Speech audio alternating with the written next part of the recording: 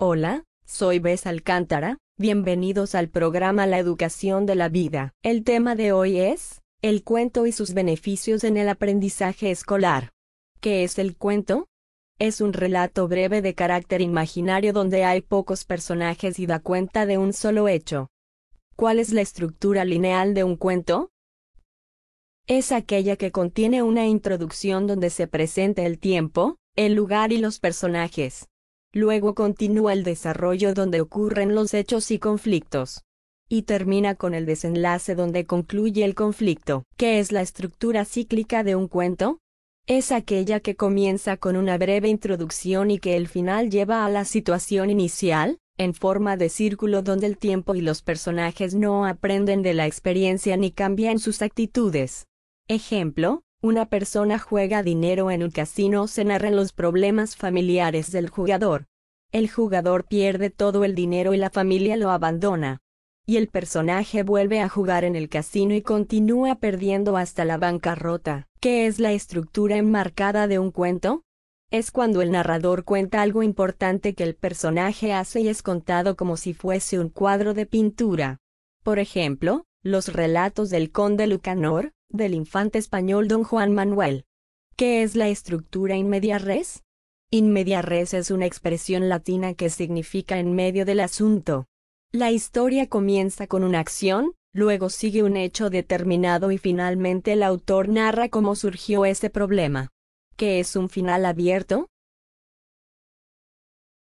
Es el tipo de estructura donde el lector tiene que adivinar o conjeturar el final de la historia. ¿Cuál es la ubicación del narrador en el cuento? El narrador puede adoptar las siguientes aptitudes: estar fuera del relato donde cuenta lo que pasa, puede estar dentro del relato como personaje principal, puede ser un narrador omnisciente si se comporta como un dios que observa todo lo que sucede, o puede ser un narrador no omnisciente que solo conoce el mundo físico de los personajes. ¿Cuántas clases de cuentos literarios hay? La variedad es considerable. Los más importantes son cuentos maravillosos donde los personajes están polarizados entre el bien y el mal, cuentos realistas donde el autor trata de dar testimonio de la vida, las creencias y las tradiciones del hombre. Un ejemplo es el cuento Los amos de Juan Bock, donde se relata la relación social de los campesinos y sus amos.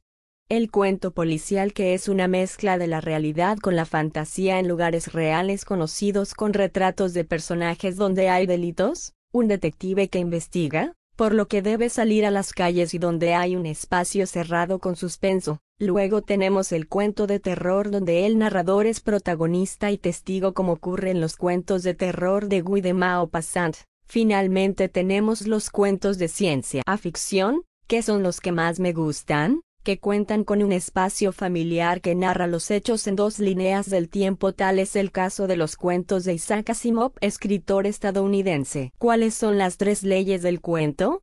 Tradicionalmente son la ley del interés, la ley de la unidad del sentido y la ley de la verosimilitud. ¿Cuáles beneficios genera la lectura de cuento a los niños y niñas? Según la UNESCO, la lectura de cuentos a niños y niñas cada día favorece su rendimiento escolar en un 5-10% por encima de aquellos cuyos padres y maestros nunca leen con ellos. ¿Cuál es la finalidad del cuento infantil en la escolaridad? El cuento sirve para desarrollar la memoria, despertar el espíritu creador, desarrolla la creatividad, facilita la comprensión oral, sirve para distinguir los sonidos onomatopéyicos, amplía el vocabulario y permite el hábito de lectura para una mejor comunicación. ¿Qué es la hora del cuento? La hora del cuento es una estrategia que utilizan los maestros y maestras en el nivel inicial y el primer ciclo de básica para fomentar el hábito por la lectura, desarrollar el lenguaje, y se realiza durante 30 o 20 minutos durante el día. Me imagino que se estarán preguntando, ¿cómo se hace la hora del cuento en la escuela?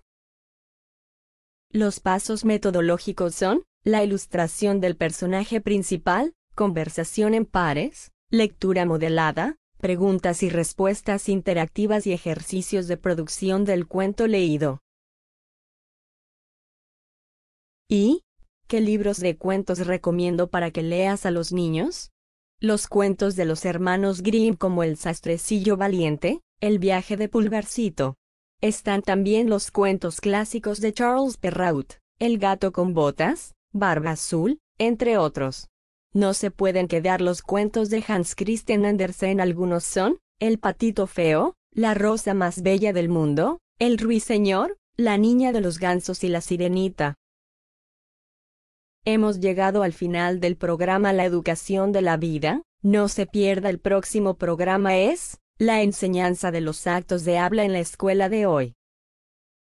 Ha estado con ustedes Bess Alcántara. Hasta el próximo programa.